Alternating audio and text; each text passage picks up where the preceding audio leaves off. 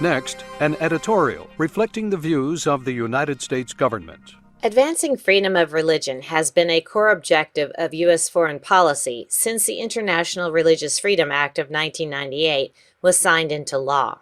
As part of that commitment, Secretary of State Antony Blinken this year redesignated Burma, the People's Republic of China, Cuba, the DPRK, Eritrea, Iran, Nicaragua, Pakistan, Russia, Saudi Arabia, Tajikistan, and Turkmenistan as countries of particular concern. These countries have engaged in or tolerated particularly severe violations of religious freedom.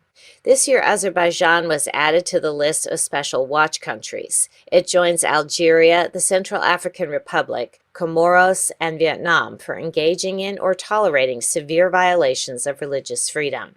Azerbaijan's designation comes after the U.S. Commission on International Religious Freedom highlighted concerns about the preservation of Christian religious sites in Nagorno-Karabakh.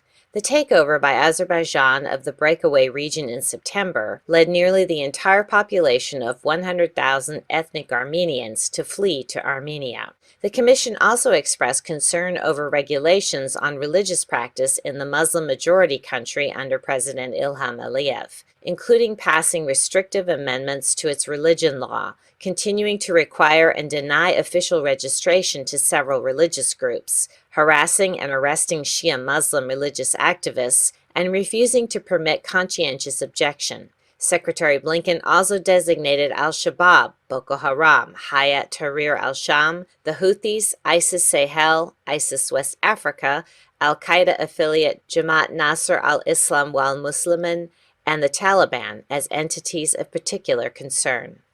Significant violations of religious freedom also occur in countries that are not designated, noted Secretary Blinken. He urged these governments to end attacks on members of religious minority communities and their places of worship, communal violence, and lengthy imprisonment for peaceful expression, and transnational repression.